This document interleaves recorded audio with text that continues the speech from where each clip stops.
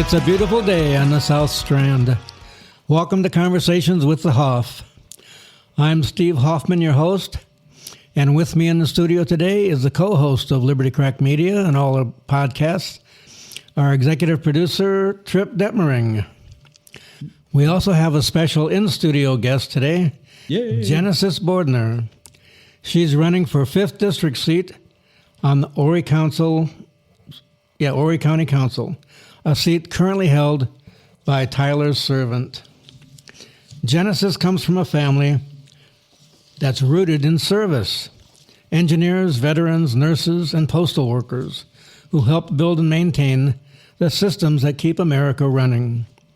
Her great-great-grandfather had laid electrical line at Camp David.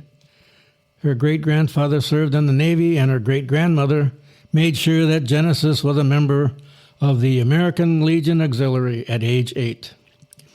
Many of her immediate family members retired from the United States Postal Service. From an early age, she developed a deep respect for hard work, resilience, and the people who keep communities connected. Genesis experienced homelessness at age 14, but she refused to believe that the American dream couldn't be hers. She fought her way through college, often sleeping in her car and working overnight shifts while attending classes during the day.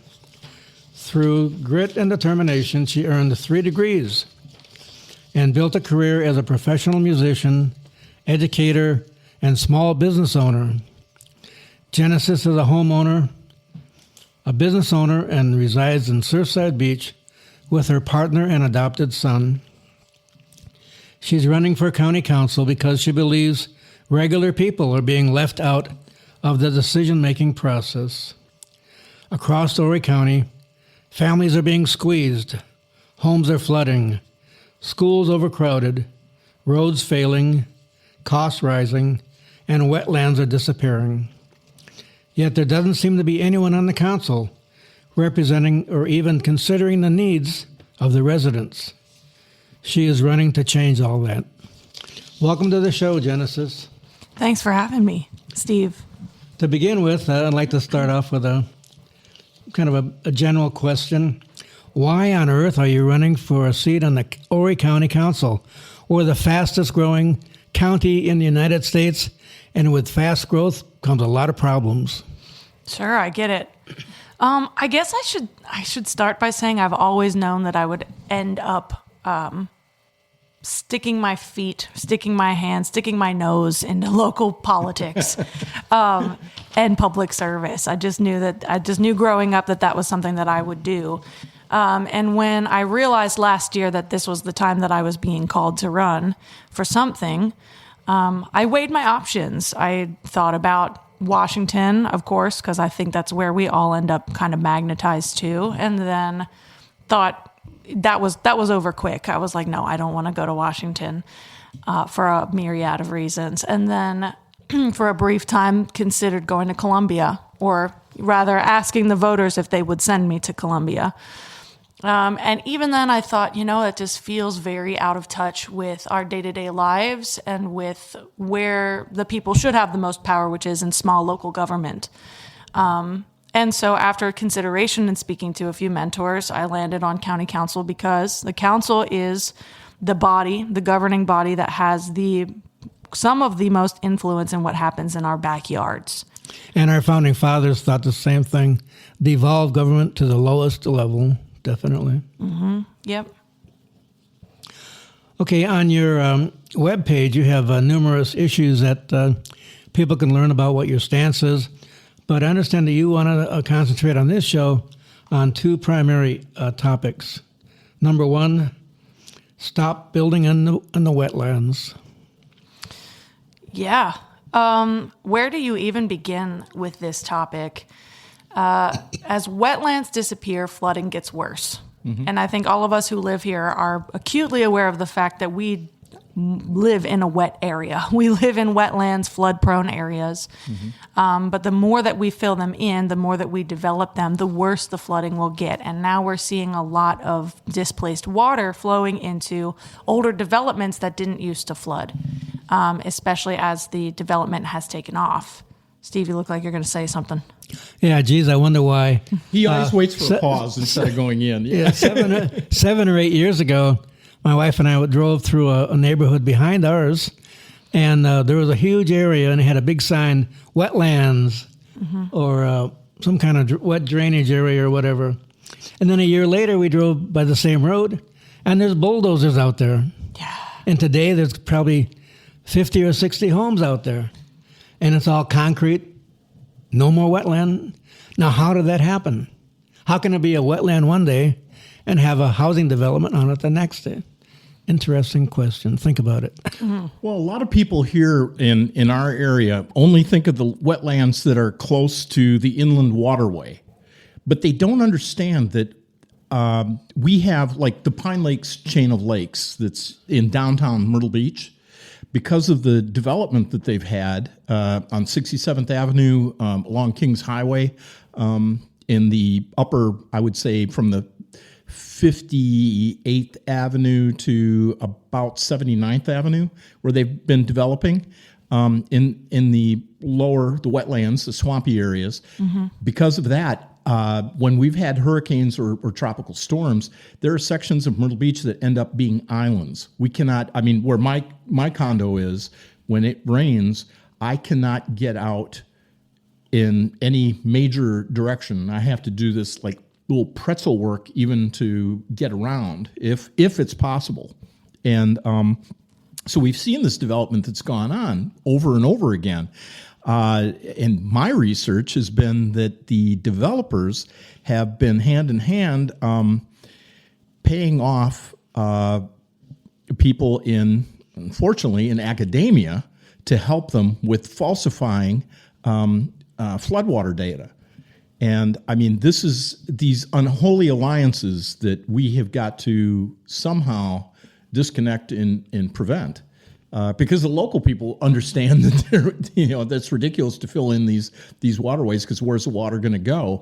But they're able to slip it by somehow, these councils and everything else, to get the zoning permits to do these developments. What is your plan then to go forth to thwart this? Because they have been, I guess, their plan to thwart us from this is this unholy alliances between the developers and the scientists that sign off on giving them their floodplain prediction plats. Build. The heck with the consequences. Yeah, I mean, the thing is, we've got laws on the books, and they've been able to thwart these laws. So, as a councilwoman, what are some of your plans to be able to thwart this? So at the highest level, and I might get in trouble for saying this, but at the highest level, we have to shed light on these unholy alliances, and we have to refuse to participate in unholy alliances. Yeah. Which, as I understand, may prove difficult for some. But as someone who is coming in without institutional background, I mean, I'm a musician. Yeah. It's easy. I think I don't feel particularly tempted by big money interests. And I don't know, I suppose that as people walk through these positions of power and they get increasingly frustrated with fighting back against these institutions that are thwarting these laws and manipulating these laws. And look, people, I mean, even at the local level, they're up against big Wall Street interests, especially like D.R. Horton and huge developers who are coming in here, and they have tactics that they have enacted across the country, right? That are designed to tie local municipalities and local councils up in litigation and cost taxpayers tons of money, fighting against ordinances that make sense and protect local people. And those are difficult problems. Yeah, for sure. But I think that step one is you have to remove yourself from that money. You have to. And I've had conversations with several people involved, both in an activist perspective and in a like more governing perspective. And my attitude is simply like, I'm sorry, but you can't take their money. Because even though I don't think it necessarily turns you into a bad person, right? Everybody's a hero in their own story. Everybody has convinced themselves on some level that they're doing something right or good. Right. When you tie your career or tie your mission to someone else's financial interests, it's going to influence your decision making. So I think that is a high level issue. And then underneath of that is really that we need to follow numbers and data that's coming from sources that don't have a vested interest in developing, right? And we need to be honest and clear about that. You mentioned reporting on the water displacement and compatible land use. Right. There are tons of smaller groups and smaller institutions, smaller groups of people who are studying those things, and we need to be amalgamating that kind of data. Does that answer your question? It sort of does. And now I'm also going to address another elephant in the room. You're going to be going up against what I call the political nepotism that still exists here in the Low Country and particularly in Horry County. And when I say political nepotism, people understand that most of my listeners are local, that there are a lot of old families that are here in the area, and they're recognized names and so on. Their fathers, grandfathers, and great-grandfathers have all been in political power for these areas and so on. And you're going to be going up against some of this, I'm sure, in your area. I'm not sure who she's going to be going. Do you know if any of the Tyler other Servant, I guess. Tyler's going to be coming back? Okay, so his family's an old. Oh yeah, mill servant, big real Mill estate. servant. Yeah. Okay. Made all his money in real estate. Exactly. So, are you going to be running kind of a guerrilla campaign and continue going on with people like this, going into the minor parties and talking with them at their meetings and so on, and gathering them together? It kind of reminds me a little bit. Are you familiar with Larry Sharp? Episode 1 of Microphone Monkeys drops this Thursday, January 15th. If you are into sadism, or just pain in general, tune in on your favorite podcast platform like Spotify or Apple Podcast and more. The name is ringing a bell, but illuminate me. Okay, he's the third party candidate perennially that runs for governor of New York.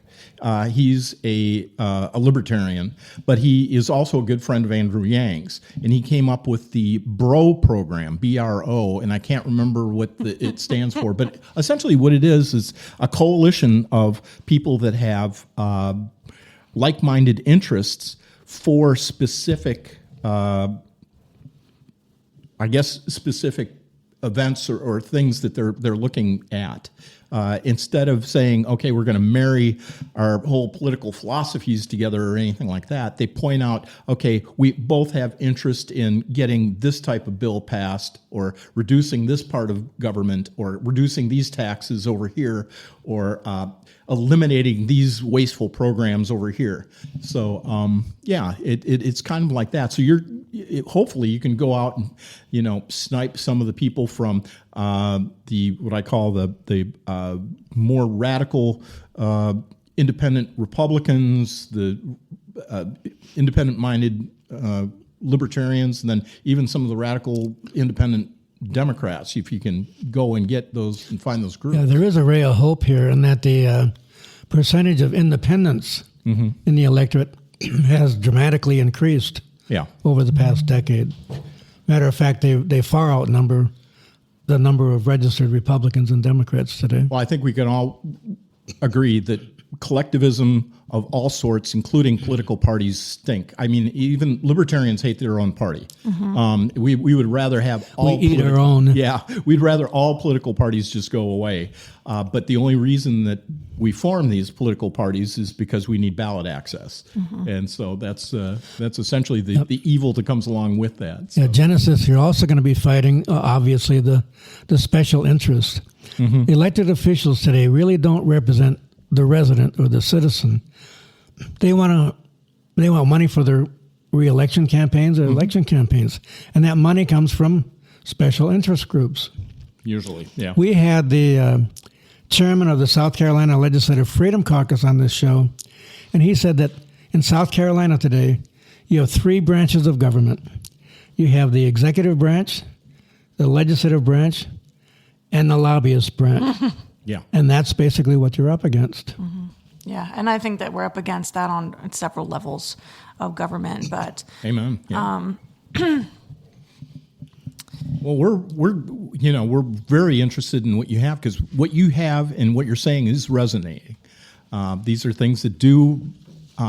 These have affected families, homeowners, pocketbooks of working class families across this area, and that would be great representation if you can get in there and be able to do this. But you also wanted to talk about some other things, wasn't it? Yeah, the cost of living was one of your.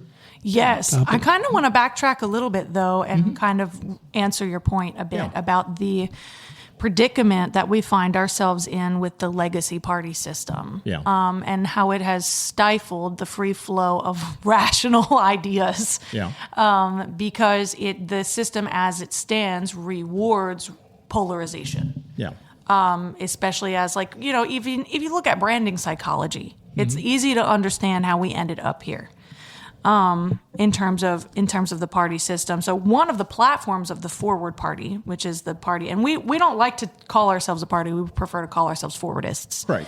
But one of the platforms is ranked choice voting. Yeah, that's one of ours too.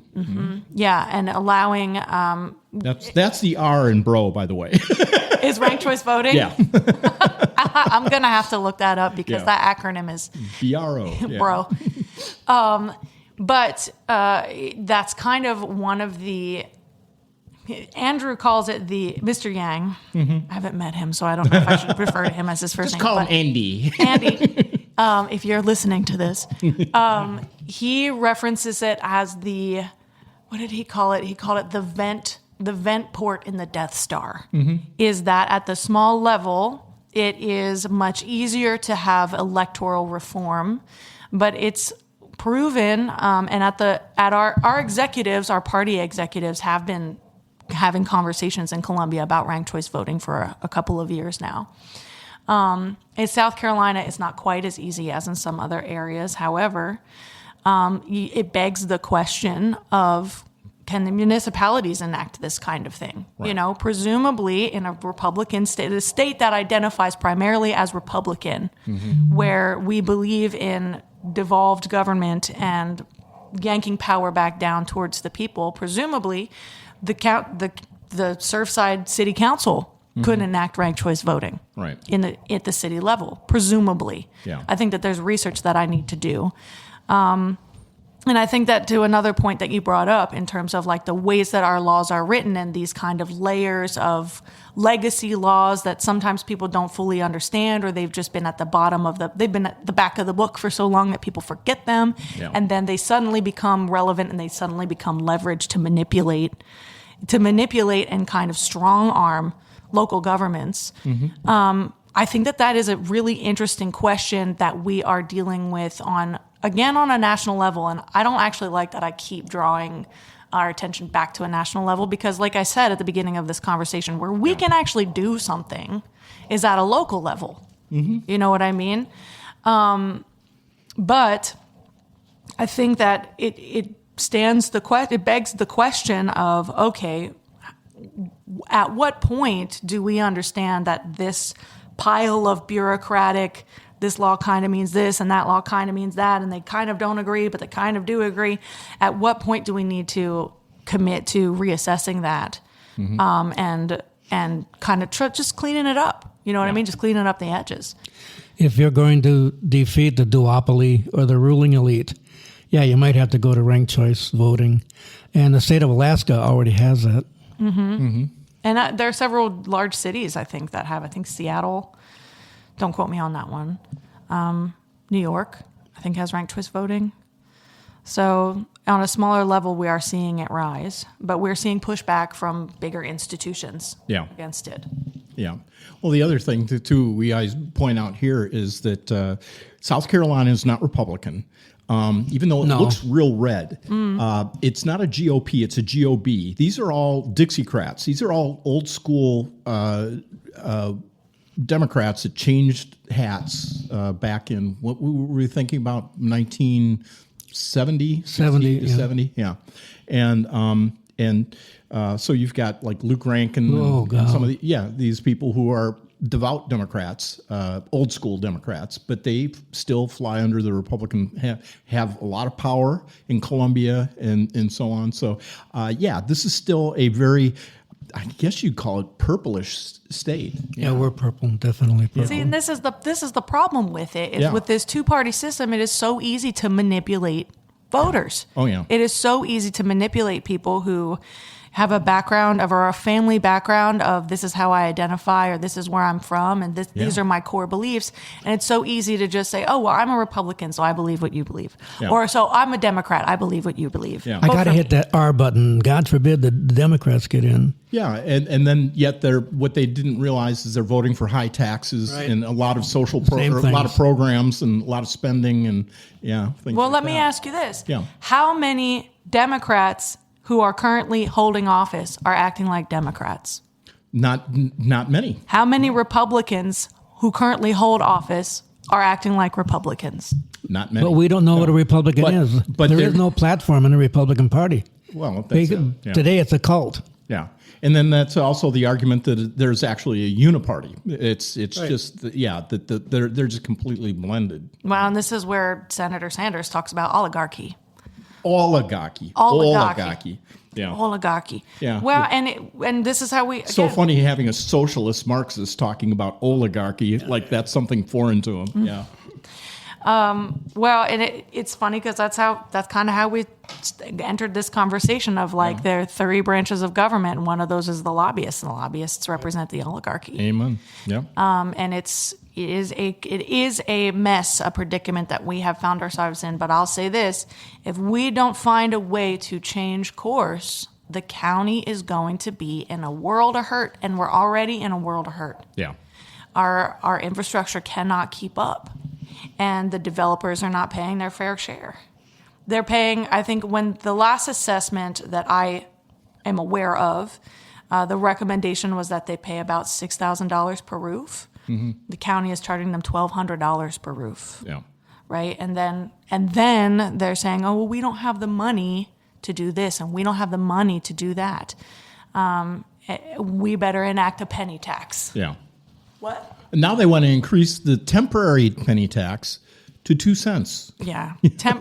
Temporary penny tax is kind of like saying I'm a Democrat or I'm a Republican. Exactly. Like the word temporary is a veil. Exactly. And I think that most of us are aware of that. Yeah.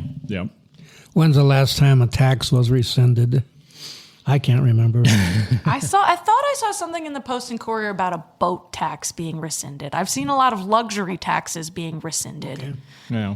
But taxes on your groceries, taxes on your vehicle, Mm-hmm. taxes on the things, your everyday use items that you need to take your kid to school or that you need to eat. Yeah.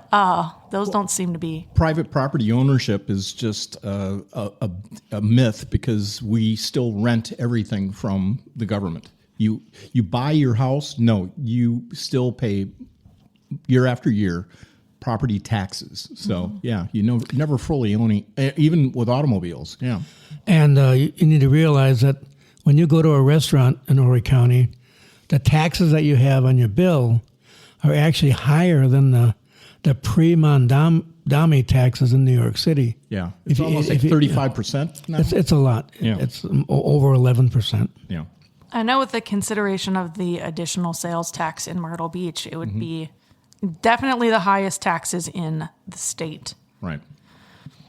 Yeah, So, and it begs the question: we have more taxes and the same problems.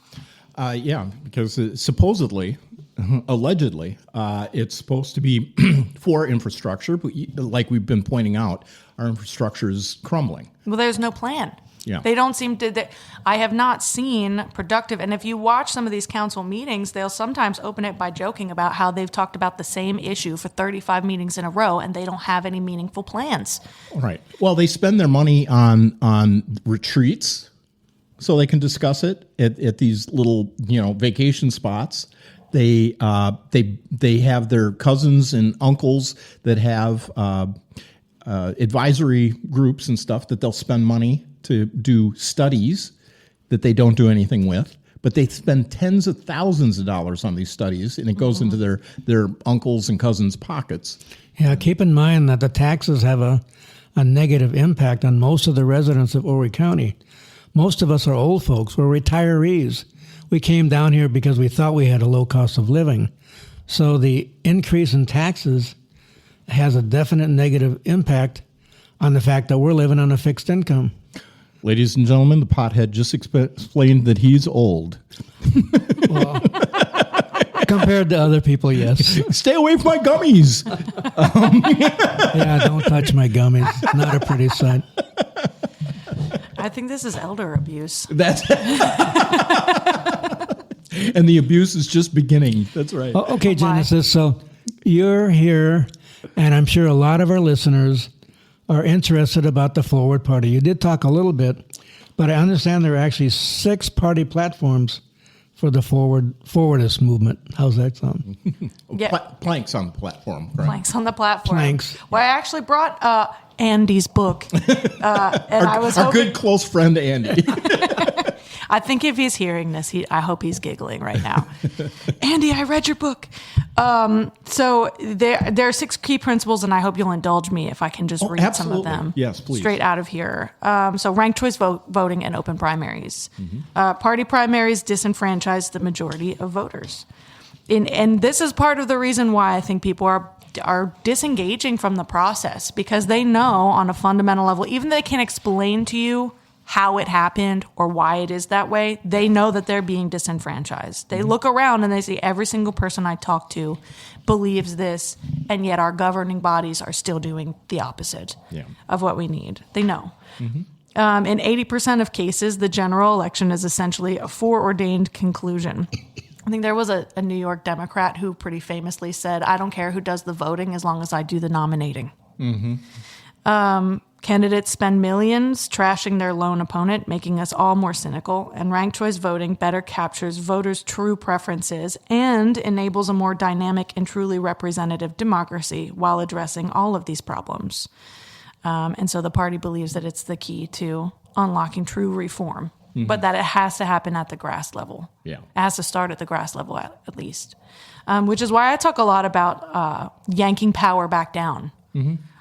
Because if we were able to enact this style of voting and find ways to encourage participation and also reward people's participation in the electoral process, that's how you yank the power back down towards the grass. Right. But right now, the avenues of communication between the will of the voters and the actions of the governing body, those avenues are closed. Ranked choice voting is a way of opening them. So the second point here is fact-based governance. And this is something that we touched on a bit when we talked about the floodplains assessments and how one day it was marked a wetlands and the next day they were paving paradise. Politicians today compete in messaging and news cycles. They should compete on results. The only way to know how you're doing is if you agree on facts and if all parties can agree on one version of reality. We should be very concerned about political leaders who don't accept that measurements of social and economic health have weight and that science is real. Spin must have limits. And this is why I talk to small media outlets such as yourselves, right, who are not, we talk about filtering propaganda, not profiting off of scaring people. Correct.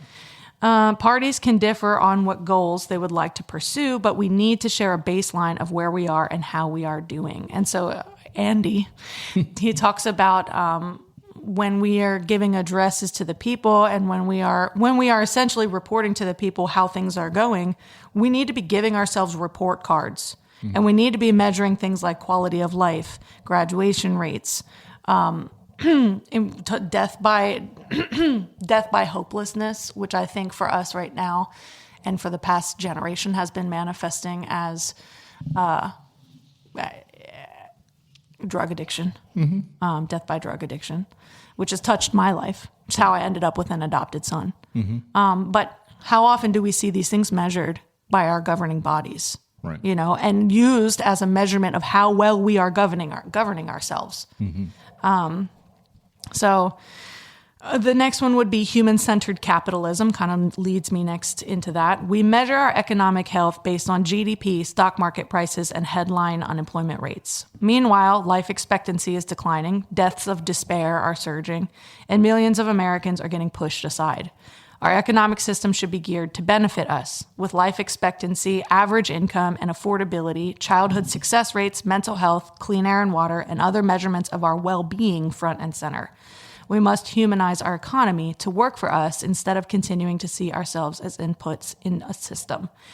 And I feel strongly that this plays into what we talked about with cost of living here, and the way that the council has attempted to address the housing. What's interesting, because we're the fastest growing county in the country, but we still have a housing shortage. And that is, you can trace that back to one or two ordinances that were geared towards actually kind of slowing population boom, but ultimately positioned us in a way where housing is year over year, it's underpacing population growth by about 1%. And that's compounding year over year, which can explain how supply and demand is, of course, in play here, but the supply isn't actually keeping up with demand in the way that it would appear according to our land usage. So not all housing is created equal. We need to be seeing housing as shelter before we see it as investment, which is hard for me too. I'm not here trying to demonize regular real estate agents who are trying to make a living. And real estate is a cornerstone of the local economy here. And that's good. Like, nobody wants to, at least I don't want to see that disappear. I don't want to see real estate agents fall off. I want to buy more real estate. I get it. I see a differentiation between regular real estate agents and giant developers who are gobbling up our land, who are getting blanket approvals on, I think there's something like 48,000 contracts that haven't even been like fully processed yet, of just gobbling up land and then using it incompatibly with what the land is actually how the land is actually serving like the landscape and the local ecology. I think that all has to do with the fact that the capitalism right now is not human-centered. The capitalism right now is really profit out-of-state profit-centered, even. So I know I've been gabbing for a long time. I've gotten through 3 of these. Shall I keep going? Go, yeah. You got another 4 or 5 minutes. Okay, I'll talk really fast. Give me the coffee. Effective and modern government. Americans have lost our faith in our government at multiple levels because it often seems hopelessly bureaucratic and behind the times. And it is. Yeah. Interacting with our government should be easy and painless, even elevating, instead of something to dread. In many ways, the best way for us to restore faith in our ability to accomplish big things is to adopt higher standards for what we are doing right now. And that's really about opening those pathways to communication that I mentioned before. And we understand so much about how to get people to engage in conversations. Psychologists have made leaps and bounds. Okay. So we do know how, and just like we know how to get them to shut down out of conversations too. So we need to flip that switch. And one of the ways of doing that is to modernize the government, which we can do a lot more easily here, right? Because Washington is far away and not responsive to us. Right. Universal basic income is a party platform. In a period of unprecedented economic change and technological disruption, we should acknowledge that millions of Americans will need a new way to meet their basic needs and a pathway to stand on. And I think the way that's playing out here is that the cost of living has skyrocketed, but wages have stayed stagnant. I've actually seen financial data where if we had a universal basic income, it would be cheaper than running the nanny state of all of the other programs that we have in place. Yeah, it would actually save Americans money. Definitely have to close down those programs in order to inflate that. Yeah. Yes. I think, I love that. I think that there is a lot to say, but I was told I only have 4 minutes, so I'm going to keep going. Okay. You can go over. That's fine. The last party platform is grace and tolerance, and this is where I feel most aligned. I align on all of these issues, but this is where I feel most aligned. Most parties need an enemy.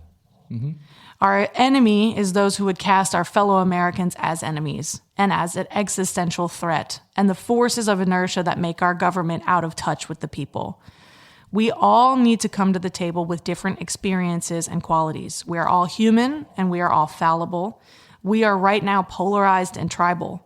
We will give the benefit of the doubt to ourselves and each other and avoid engaging in the politics of personal attack or destruction.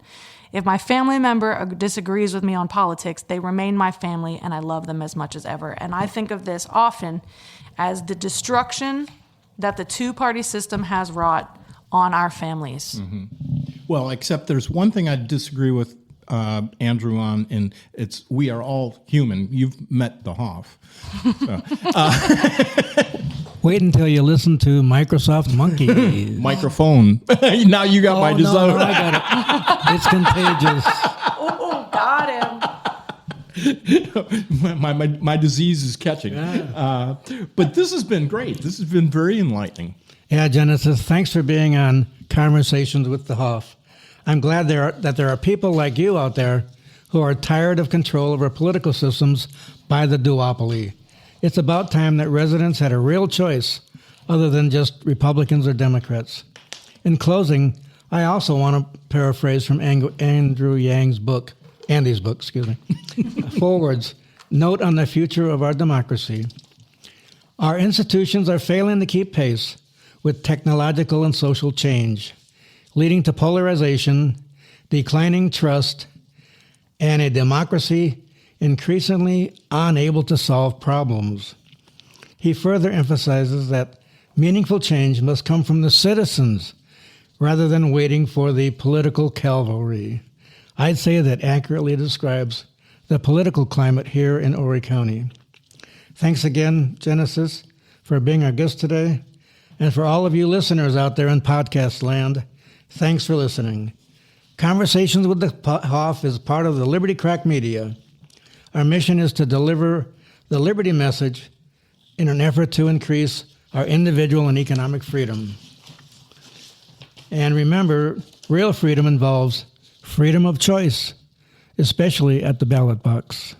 And now for a word from our glorious leader, the executive producer of Liberty Crack Media, Trip Detmering. Well, Genesis, before we leave, I know people are going to be interested in your campaign.